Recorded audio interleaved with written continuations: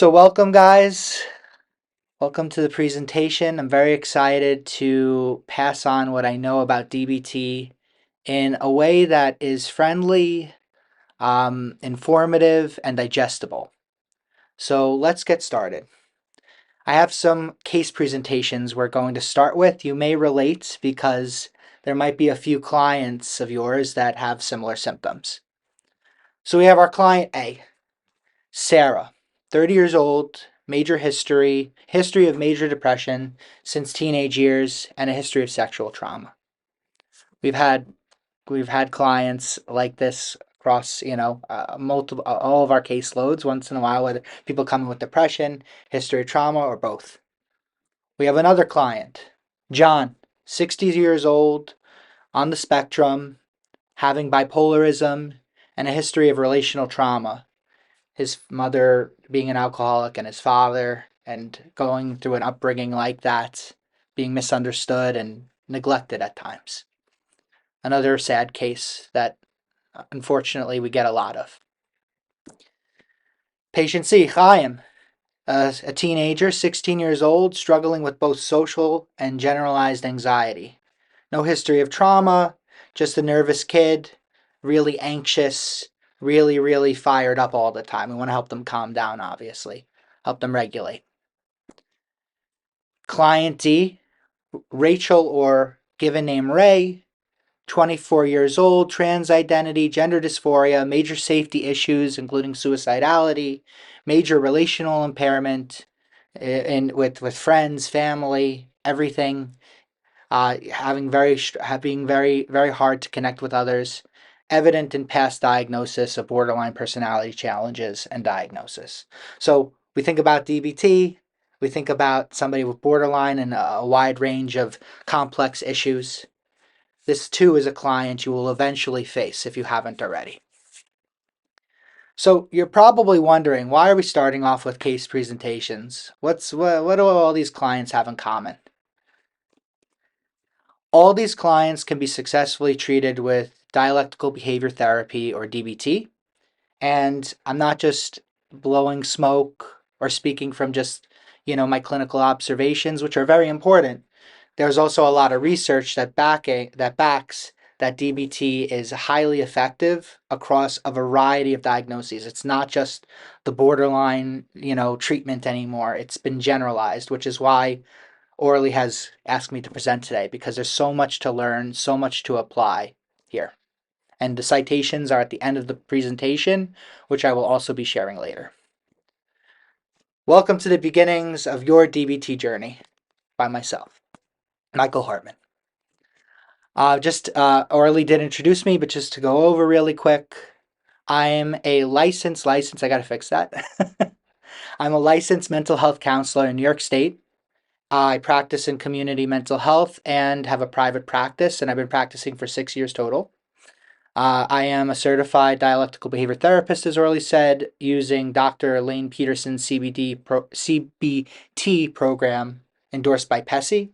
And my practice that I run is Insight DBT, and yada, yada, yada. It's comprehensive DBT and Merrick. I provide therapy to teens and adults. So here are the rules of the presentation. Okay, so if we need to take a second and everybody grab a notebook, it's going to be good, because the first rule is to try to take notes. It helps things stick. You don't have to be super detail oriented, but if you want to just jot down any words, mindfulness, dialectics, we're going to go over a lot of things today, just to have a piece of paper to write things down on, or even a notepad on your phone or your laptop. Secondly, I want you to keep an open mind. No matter how bonded you feel to your specific theory of therapy, there's something to learn here for everybody. I have a very good friend who really helped me get my practice going. His name is Chris Drusing. He runs a really big DBT center in Philly, and he's half psychoanalyst, half DBT clinician. Like, he sees people, sits behind them on the couch like Freud did, and and does really free form analysis and free association. So it's really cool, and DBT can be merged with many different styles of therapy. So just stay open. Feel free to stop me at any time if you have a question. You guys can unmute yourself at any time, just to ask, what does this happen? I have a client like this. We'll also try to stick to a brisk pace to cover all the materials. So we're going to try to balance those two things. And it says dialectics preview because this is one of the key topics I'm going to be sharing with you guys today. Both how to balance two simultaneous opposites. But again, feel free to unmute if you need to. If having understanding is the most important thing. Remember, some DBT principles are kind of meta. They're kind of out there. Don't only ask questions, but also allow yourself to have some of that strangeness that these concepts have. Remember, some DBT principles require multiple trainings, discussions, Q's and A's, and exposures to fully comprehend. And I'm going to get into why that is in a second. Lastly, just try to have fun with it. All right. So you guys can unmute for this. Please answer any of the following questions. What exposure do you guys have to DBT? Did you learn about it in school? I know some of you guys are more fresh out of school. So if you guys have heard of it before, have you guys taken any trainings before? Do you use any of the skills in your practice? Any wise mind, mindfulness, emotional regulation skills, anything? And do you use them personally? Do you feel that they help you manage your own stress or anxieties or whatever you got going on? So please, I'd love to hear from you guys. Go ahead, Elizabeth. Yeah, so when I was in my program, part of a research paper, I had to choose like different theories, and I picked DBT because I didn't know a lot about it, and in my program they don't, really cover that one all too much. But truthfully, after I wrote the paper, I was a bit confused on how to apply things. So that's why I'm here to learn application of things because it's, when you write a paper and you read about it, it's one thing, but then like applying things is a whole nother story. So for me, like I just was left like wanting to know like how to use it. Right. And getting stuck on Google Scholar and looking up different studies of the efficacy of something, it's a whole world of difference of actually learning how to do the thing. Yeah, yeah, exactly. So it's great that you have the research background and you're going to get a few you're going to get a lot of core DBT skills and theory here that's going to be very applicable to practicing. So I hope that you enjoy the presentation and feel free to ask any questions at any time about it, something you heard maybe that you want to try to connect to what we're going to learn. But thank you for sharing that. Thank you. Who else? Remember, guys, I can't see you guys because I'm in full screen mode. So if there's It's Lisa. yeah, Yeah, I'm paying attention. People have been raising their hand. Thank you. perfect. We'll take two more after this. So I actually had some kind of various training. I've done training like in my internship, briefly just kind of touching on some of the principles. And because I was so interested in DBT and I really like some of the concepts, I actually took a DBT course as like a client just to know like the perspective of what the client would be learning, which was really nice and fun. And I use a lot of DBT with clients. I worked a lot with like crisis kind of Perfect. in undergrad and graduate. So DBT was amazing there. And I use a lot of the skills now, like with the emotion regulation and whatnot. So I definitely recommend if you get confused by some of the concepts to take a course. Like sometimes I think it was like a 3-part course as a client, which was really nice to see like how one would apply it on the other side. Certainly. And to self-disclose myself, I also participated in DBT skills group in my own personal treatment, which helped me see the other side of things too. And I found that it was quite an enriching experience. One more thing. This is a part of a long tradition of therapists taking a taste of their own medicine. For to become a psychoanalyst in New York State, and I don't know where else. Maybe this is general. You have to be in your own personal therapeutic analysis twice a week. I think for 1 to 3 years. I don't know the exact amount, but just to know what it's like and to feel the process out on the other side, It's very important. So this is a wonderful suggestion. What was your name again? My name is Salisa. Thank you, Salisa. Who else? We got two more raised hands. Orly, if you could choose. Angel, do you mind if I choose you? Because I know you have some training under your belt on DBT. Yeah, I was actually gonna raise my hand. So I did a lot of DBT work at my internship before I joined Smart Therapy here, and so I ran a DBT group, and we basically used Marsha Linehan's textbook Sure. throughout. So I got to go through all the modules of mindfulness, emotional regulation, distress tolerance, and interpersonal effectiveness. So I use a lot of those skills with my clients now. Mhm. I feel like I am trying to gain as much as I can in DBT and get more practice to be able to use a lot more of it in an effective way. And I find it really helpful for not just, some of the case presentations that you shared, but just day-to-day things. And when people come in and say that they have trouble setting boundaries, they have trouble communicating, they have trouble um, having validation towards others or themselves. And so I use DBT for all of that, and I find it really helpful. Excellent, excellent. And you're raising a wonderful point. And something I'm going to steal for my next series of presentations. Thank you very much.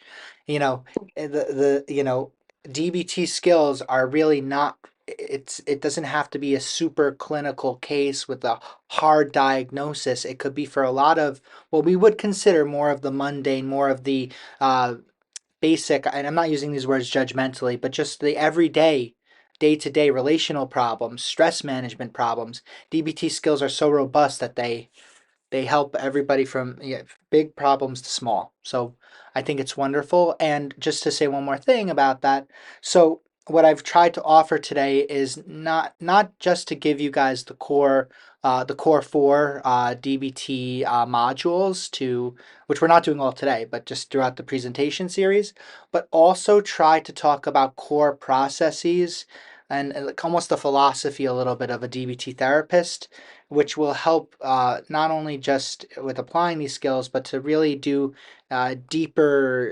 DBT work. So I'm hoping that this could build on top of your other trainings, or maybe even refresh you on some of the, these deeper concepts that I want to bring up today. Thank you for sharing. I know I said I would take four. I'm sorry. I'm just paying attention to the time, and I want us to just, what's it call it, to just keep running through. What I do have at the end of the presentation is my contact number for support in between sessions, so you can reach out to me by text or call, and I can answer any questions with a 5 to 10 minute, with phone call. So if you have a question, I heard another ding go up, just write it down and I promise we'll get to them. All right. So I just want to go over the foundation of DBT just to give you guys a little bit of a theoretical understanding. It always helps to have that. So Dr. Marsha Linehan, the lower picture, formulated DBT throughout the 80s and 90s and seminally published Cognitive Behavioral Treatment of Borderline Personality Disorder in 1993. Because the real boogeyman that we still even feel a little bit today with this diagnosis borderline is that, crises are so common with people who experience this disorder. We really didn't know how to successfully treat this disorder very well. The psychodynamic people were trying to figure out, the straight up cognitive behavioral people were trying to figure it out, but people were killing themselves, unfortunately. They were constantly going to the hospital. And, this publishing of this manual was the first step in a really, really robust and highly successful treatment for borderline. So this was the beginning of a revolution in a way. And it's a must read. You can see I put it in citation 10, so you can look it up. Originally, DBT was formulated for high-risk suicidal clients, as I was saying before, self-harming, who are in a chronic cycle of just bad news, and suicide attempts, hospitalizations, releases, and then decompensation again.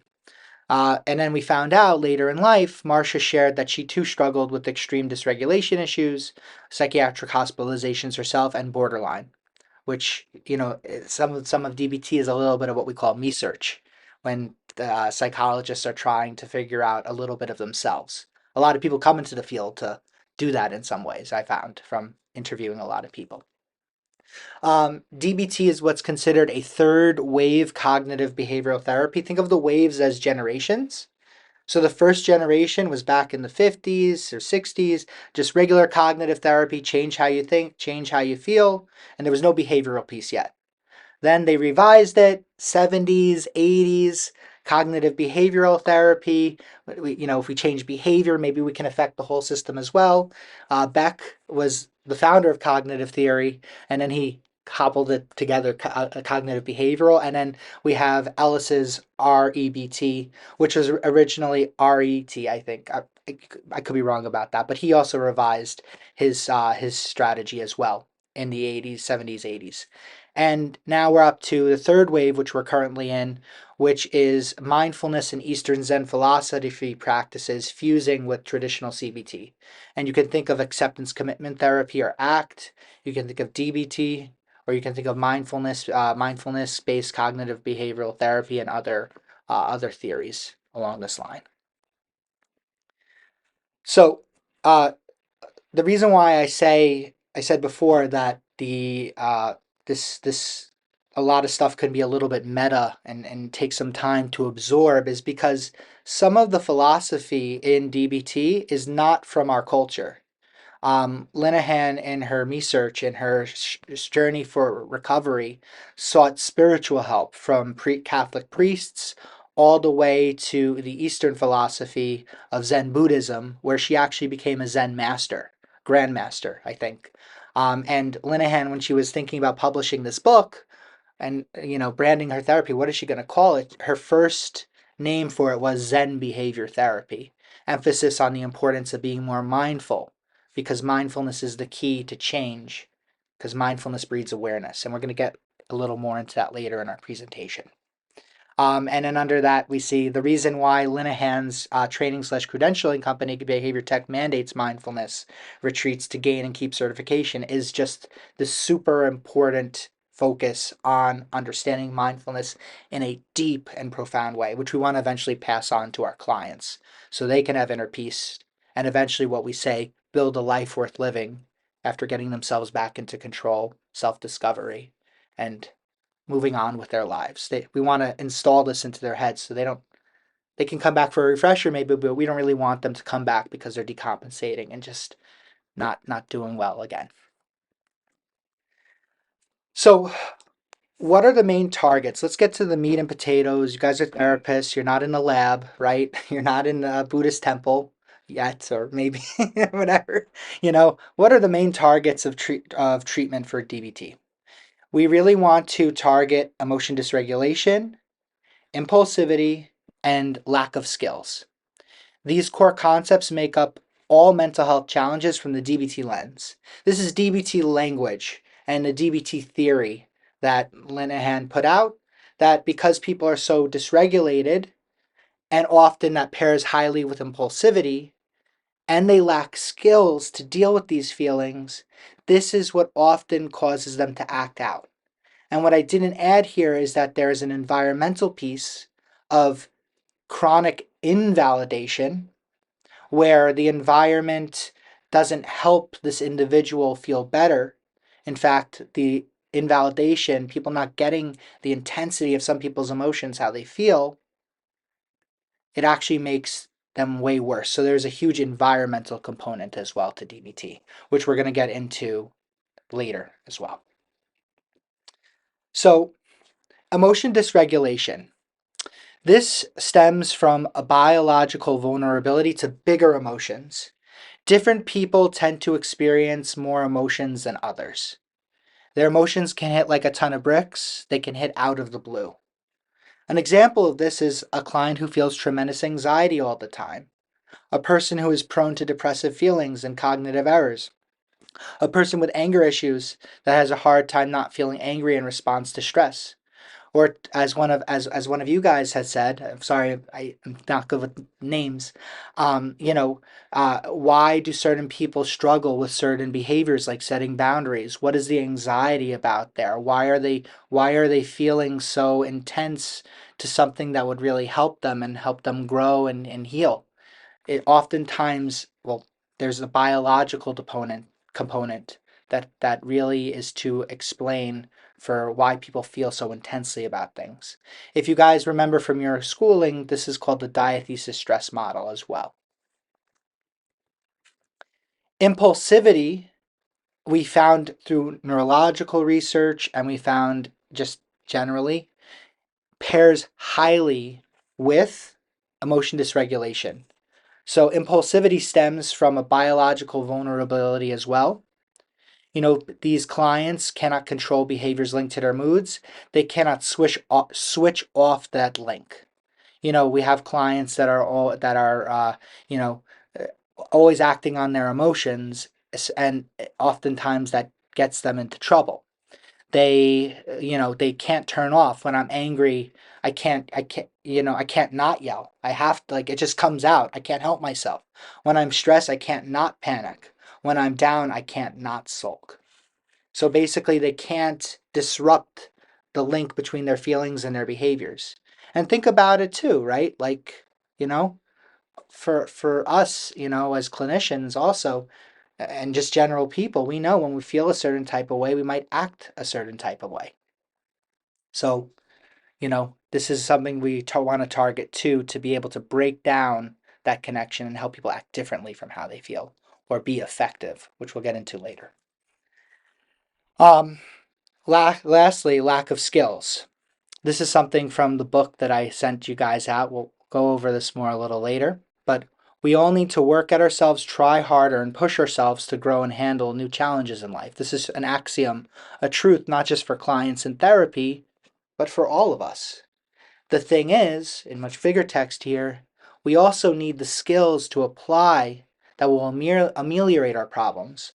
Often clients come into therapy needing some type of modification, or what I like to call reprogramming, to the way they handle challenges in life. This is where DBT comes in. Because a lot of times people are trying very, very hard to change. But if you're trying very hard to change with the wrong tools, you're not going to get anywhere. You're going to get fed up. You're going to get stuck, and you're going to feel like crap. So that's why we teach so many skills in DBT, to give people the right skills to handle the challenges of their life. So, what makes DBT work? What are the key ingredients? What special intervention are you going to do in therapy with your client now that you're so DBT informed? What are we going to try different now? Here are some core DBT therapist principles that we're going to be going over throughout the whole series of our presentation. So, 1. The DBT therapist is adept at helping a client find balance within themselves. That goes to our next point. They help clients find balance between their emotions and enter wise mind. That's the state where they can act effectively and also take care of their emotional challenges that are happening. That's the point where their emotions are not like a wildfire getting out of control and causing them to act purely from what we call emotion mind. It allows them to control their behavior and also validate and control their emotions at the same time. DBT therapists, third point, exude validation, empathy, and even at times sympathy, which is a word I remember in my grad school program we didn't like to use. We like more of empathy, but even sympathy is used to feeling bad with our clients, feeling bad for our clients as well. We'll get to that a little bit more later.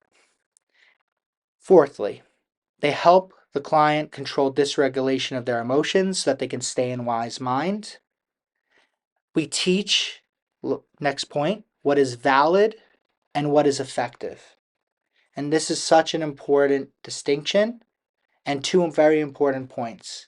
How our feelings are often valid, but sometimes our reactions, or a lot of the time, our reactions to our emotions may not be the most effective. Effective meaning the thing that is the best choice in the moment, versus non-effective, which is when, acting on that emotion might set you way back. We want to teach dialectics. Dialectics, like I said before, are two opposites that are true at the same time. I could be mad at my wife and I can also still love her. I could be feeling really anxious to present right now, which I got a little bit of that going on, and I could still present well. It's about finding balance in ourselves when we have an intense experience, but also try to see the full picture. And also, this goes into really trying to find balance within ourselves, our emotions, and the way we think about things. Next, we want to learn to shift from reciprocative communication to a confronting intervention skillfully. So, we're very validating. DBT is a very fluffy therapy at times. We're trying to give clients the validation they never got from their families. We're trying to give clients the comfort that they never received from loved ones or never felt that they received it from the world. So that's going to be a very, very soft and very, very caring and compassionate intervention and style. But what happens when a client is not, doing the right thing in their life? Should we just continue to keep on validating? We can't. Because what's going to happen is we validate the ineffective and then they'll continue doing it. So we switch from reciprocative, which is validating communication style, to know when to go to confronting, to challenge a client on what they're doing, try to point it out. And then we learn how to thread the needle there. We learn how to exist in that space as a clinician. Let's say the client is able to see that, and that, that little, it's almost like a slap, like that little slap helped them think a little differently. We can keep on going a little bit with it, but eventually switch back to a validating style, reinforcing them to, that they did good by identifying what they need to change. Or let's say it goes wrong. We're dealing with people who don't exactly know what they're doing all the time. Insight, it's not always there. Reality testing, it's not always there. So, what happens if we confront and then we hit a landmine and we experience a therapeutic rupture? This is so important for us to be able to navigate well too. How do we quickly switch back to the validating or reciprocative communication and try to work on that rupture? Or do we stay in the confronting mode for a bit? We have to learn how to thread the needle, to walk that middle path. Lastly, you are going to learn core DBT skills, and you're going to be able to teach them to a client based on their needs to help them master themselves, their emotions, and control their behavior and ultimately their destiny. We have to give people new ways of coping in order for them to change. But the thing is, and this is one thing I was saying before, closer to the beginning of the presentation, if we're all skills, but we don't do any of the more deeper, more advanced work or have those strategies in our tool belt, a lot of times people, they don't absorb the skills. At least that's what I found in my clinical practice. So you're going to get it all here. All right. I know this feels like a lot. Oh my God, how much are we learning today? What, you must feel like a million things at once. I heard a hand. I think Lena just raised her hand. Yeah, please. Sorry, I meant to send a reaction. I'm just appreciating your images. Yeah, thank you. Giphy, very good resource if you one day when you present. So, you might feel like, Michael, what are you doing to me? How am I going to learn all this? Don't worry, we have 2 more presentations, and we're only focusing on these 3 right now for the remainder of our time together. We're going to discuss how to exude validation, which you might very well know already. So that's just maybe a repeat. Understand dialectics a little bit more because that's a little bit more of a meta concept. And we're going to learn some mindfulness basics together. And it's going to be a little different from the Linahanian text because this is the way I understand the mindfulness. But you will also get some practice to learn the classical way to do it. But I wanted to make sure to refine it to give something that's a little bit more clinically appropriate and very easy to just understand. Okay, yalla, let's go. So, validation, empathy, and sympathy. Why are we going over this, Mike? It's a no-brainer. Yes, but it's a crucial element of DBT. And we're going to go over some challenges that may come up for a clinician that may make it hard for them to get into a validating mind. So many clients come to us to struggling to be understood, as I was saying before. This can be true even if their behavior, feelings, and perspectives are the source of their own misery in their life. If it's like Taylor Swift, it's me, hi, I'm the problem, it's me.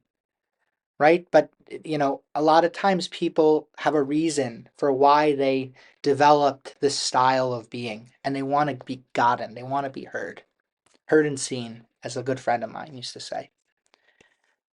The DBT therapist understands that validation of a client's felt experience, that they are struggling, is key to connecting with a client and allowing for a robust therapeutic relationship that can endure the difficulty of DBT treatment.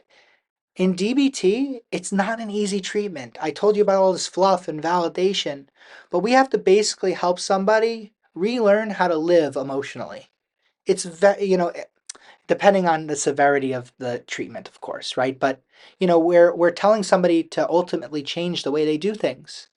Whether it's big or a small case, right? No such thing as a small case, I know, but big or a small case.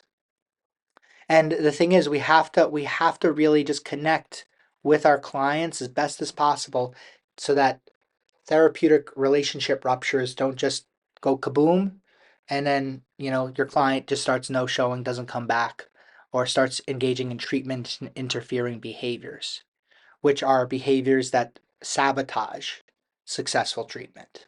Like, again, like no showing, like coming in late, like their attendance becoming wishy-washy, them shutting down, things like this. And I'll teach you guys how to deal with that too a little bit as well. So using our empathy muscles are key. Think if you were in the client's emotional state, walk a mile in their shoes, right? Think about their emotional state, their familial situation, the crises that they've been through, hurt, trauma with a big T or a lowercase t, whether it's PTSD worthy or just a relational trauma or some crappy things that happened to them in their past that they're still holding on to. Would you want a therapist that doesn't get it? You might want to use your sympathy muscles as well to foster compassion. And interestingly enough, compassion fatigue is statistically lower in therapists practicing DBT than general therapists. So there's really some, we all come out of school at the same time. We're not specialized when we first come out.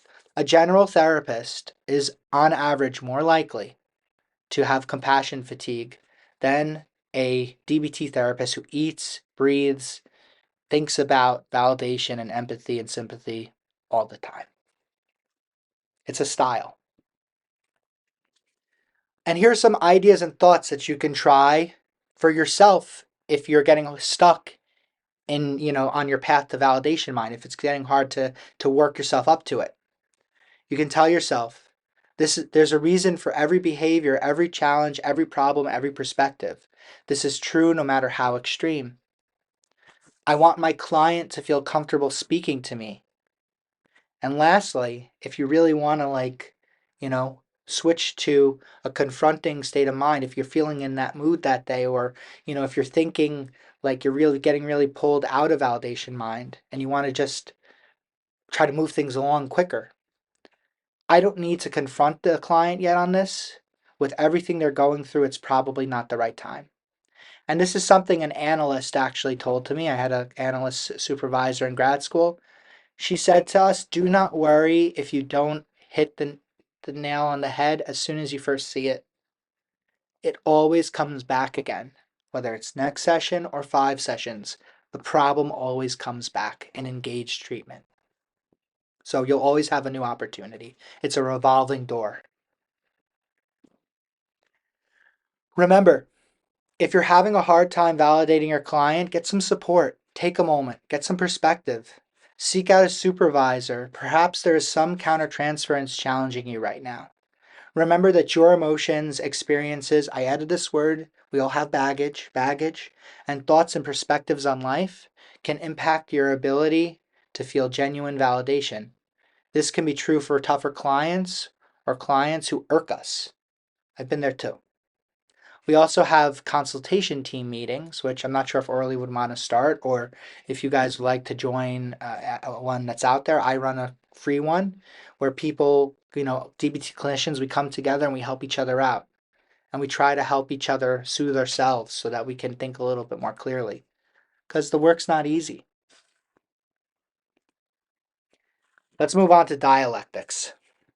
Does anybody have any questions about validation, by the way? I didn't hear a ding, so I think we're good. Ding now or hold your peace. Okay. Dialectics. Think of the term oxymoron. This term is used when two opposites are mixed together in the same word. We've all thrown out a muscle, icy hot, or, we all know that one, or a small crowd. Two things that don't make sense together, but they make sense together. Dialectics is a lot like the word oxymoron. A dialectic is the intersection where two opposites are true at the same time. I don't like what you did to me, and our relationship is still good. I'm hurt and okay. I'm anxious and confident I can present. I knew I was going to say that. I knew I had a lot of that in me, so I wrote it down and said it already today. Dialectics are the antidote to black and white thinking. So we're asking, how do we apply this in session, right? If your client is getting stuck in black and white thinking in their relationships, in the way they see themselves, they did poorly on an exam if you have a student, they did bad on a project if they're working, they had a rejection from a job interview if they're not working right now and they desperately want to get back, or if setting a boundary didn't work once, it won't happen again. We want to really shatter that black and white thinking style and try to help the client see that there's a gray middle path in between two extremes. And notice here, right? I did not use the word but in any of these sentences. And that's something linguistically a DBT therapist would do. They would try to be mindful of the word but. I'm hurt but okay. I'm anxious but confident I can present. When the word but is used, a lot of the time it can leave a little bit of an invalidation of the pain of the situation. But when we use the word and, they both exist at the same time. It's not I'm anxious and I'm going to move on. It's not I'm anxious but I'm going to move on, right? Like anxiety doesn't matter, I have to move on. It's I'm anxious and I'm going to move on. Both are important, and I still need to be effective. And this helps a client get more into wise mind because they can have their emotions that may be tough to deal with and continue to try to do the right thing for them, of course. Does anybody have a client that they would like to bring up maybe that, has a little bit of a black and white thinking style? We have 2 minutes for a case. I can make one up too, but it would be good to hear from you guys.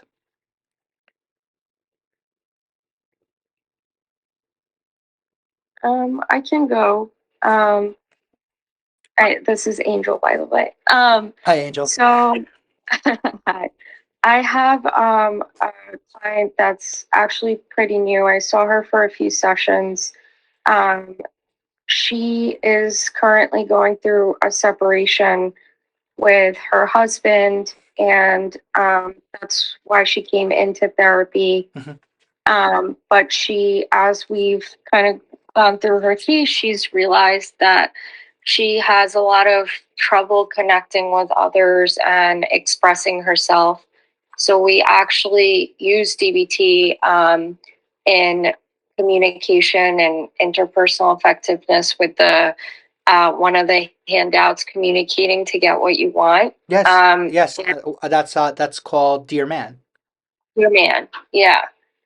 So as we were going through Dear Man, we got to expressing yourselves part, and she came to saying that she doesn't understand why she needs to express herself when everything is direct and is the way it is, and it's right in front of the person. Why do I need to express my feelings? Right, So I brought up black and white thinking in that situation, because she's having trouble seeing the importance of the emotions rather than in wise mind, the other end, which is rational mind. Mhm. Um, she's being very rational, but having trouble finding that balance connecting to her emotions. And so we've been going through that Right, together. right. Yeah. So thank you for sharing. You know, um, this client might need a little bit of dialectical work to keep on, to try to open up her understanding that two truths can be there at the same time. It could be very clear that she's mad at her straight it's a partner she her partner, let's just call it that Her husband. her husband. So her husband that she separated up. It could be very evident that what's it call it that she didn't like it when he came home late, or when you know he I don't know how deep this gets, but when he did something that she didn't like. Maybe she frowned, maybe she stopped talking to him, Yeah. He right? actually gave an example of telling her husband that she didn't want another dog after their dog passed away. And a few years later, he brought another dog home for her birthday. Right. And she was very upset. She's like, I already told him I didn't want this. Why did he bring a dog, and he's not listening, and he's not understanding me? And Right. yeah, she did. Yeah. And perhaps he's even overriding me, like he's not considering me, you know Mm-hmm. um so so the thing is, like, a dialectical sentence, or something to say to her that I would try, right? Could be, I could see it's always validate, right? Because we wanna really help the client feel heard and seen. I can really see that it was hard for you when that happened. Like, you didn't want the dog, right? And it's important sometimes to say again, that you don't want the dog, even though you made it very clear a few years ago. And maybe, and it's not one dialectical sentence that is gonna, like, change her mind. That we get funny ads like that online, like 3 foods to have 6-pack abs in 2 weeks. There's no quick fix for black and white thinking, but it's the clinician's job to just chip away at it, chip away, like Leonardo da Vinci at a piece of marble. And eventually, after a lot of chips, either you have a big change that happened to this person's thinking, or it might be one day with one intervention, one whack, all of a sudden a big piece of marble comes off. A breakthrough happens, catharsis, and a big moment of insight, which happens too. So a lot of this is about repeating and repeating and repeating. And um, I'm gonna skip this poll just so that we and I can't see you guys either. So I just so that we can get to mindfulness and reflect as well.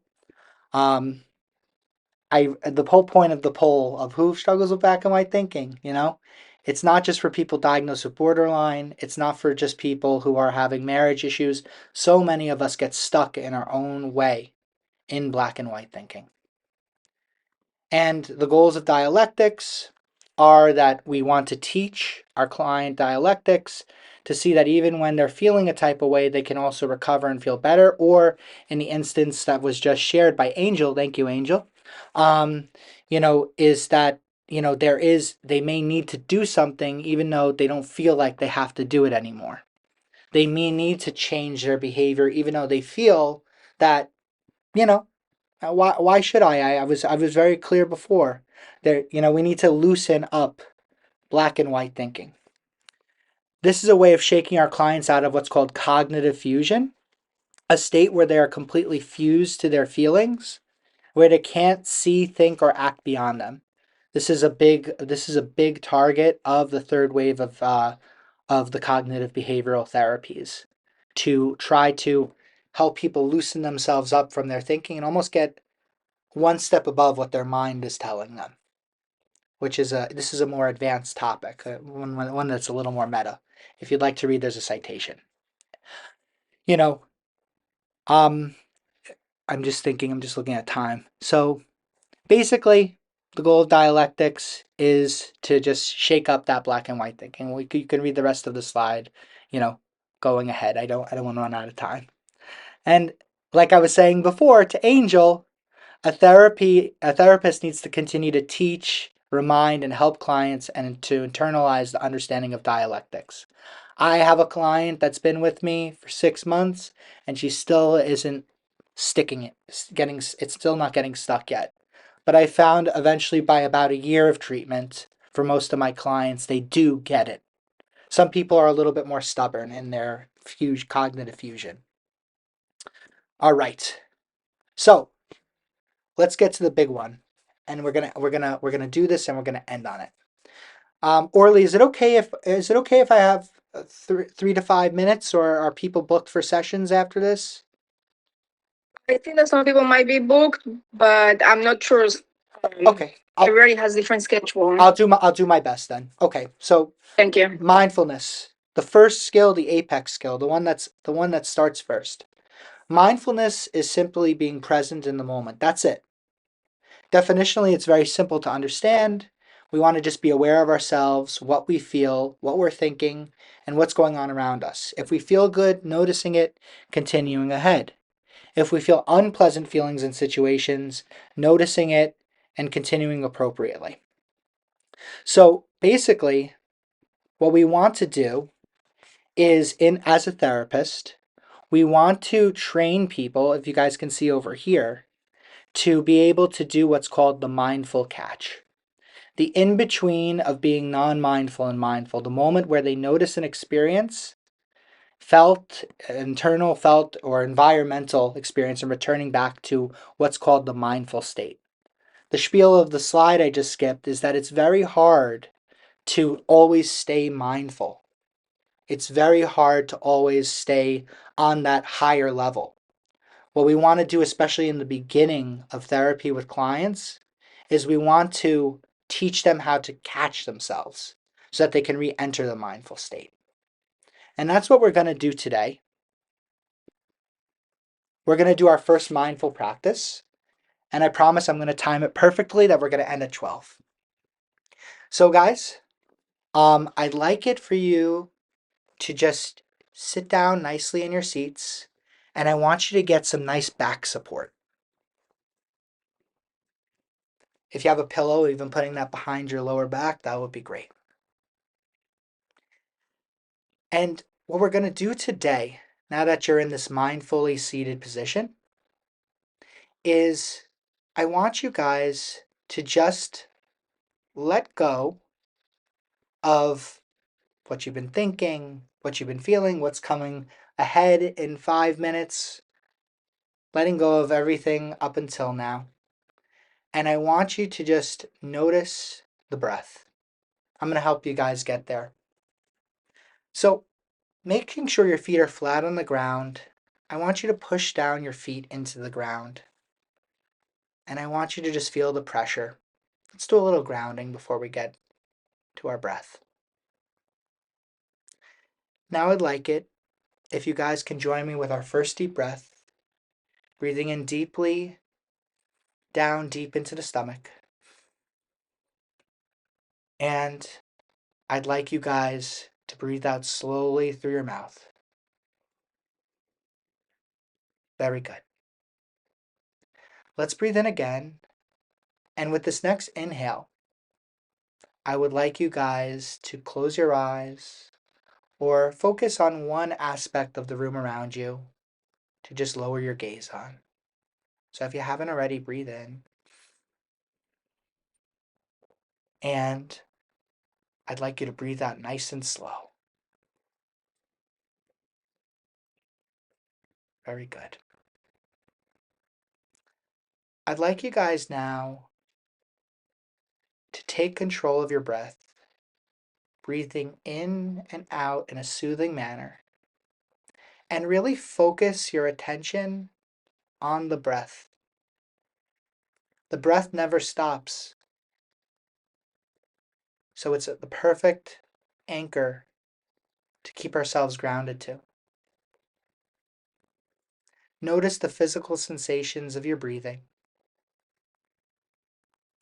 Breathing in and out.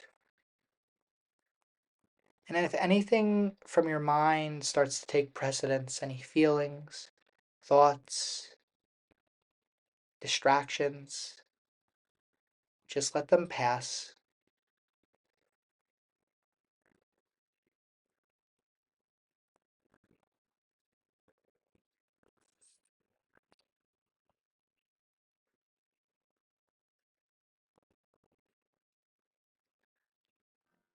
You can focus by noticing the texture of your breath.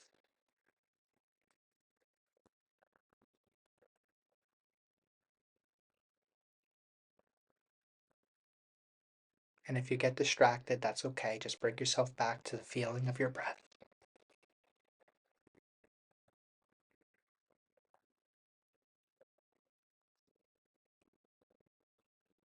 Very good.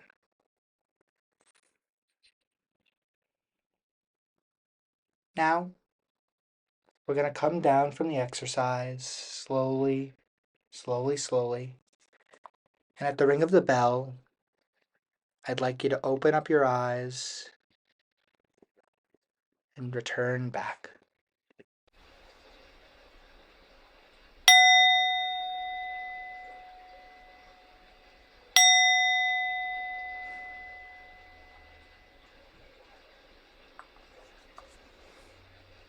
Very good. So I'm gonna now just turn off the presentation for a moment.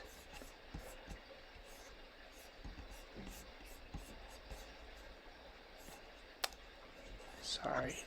There we go. Okay.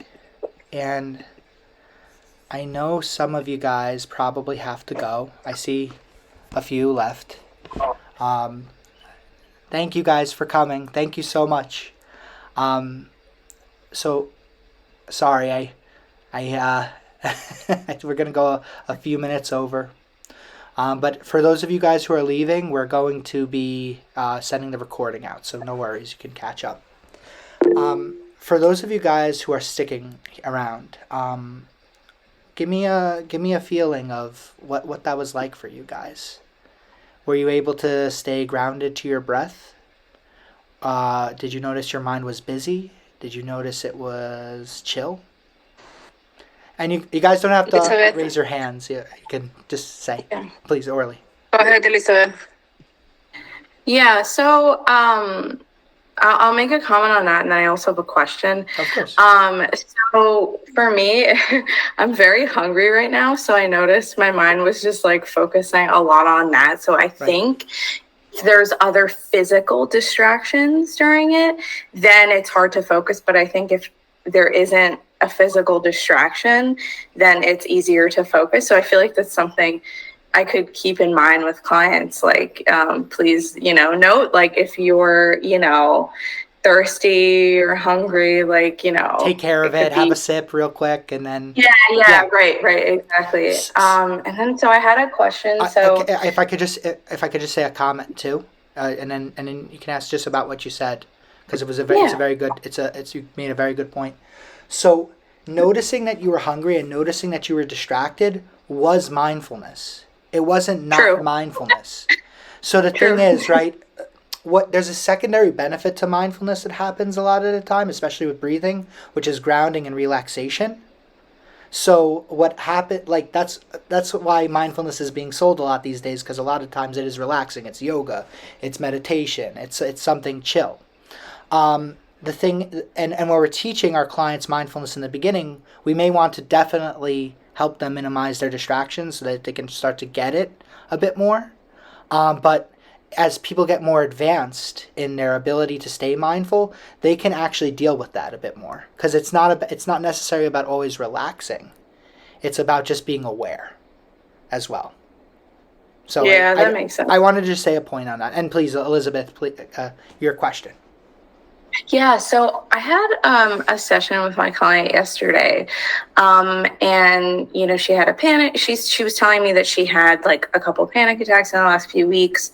Was feeling more anxious. We identified why she was feeling more anxious, but she said it was happening more at night. She was her sleep was being affected. I gave her a couple of techniques that she did like, but then I, was telling her about, deep breathing, the 4-7-8, and she was like, "Oh no, that doesn't work for me because I get even more anxious when I'm thinking about my breathing, and then it leads to the panic attack."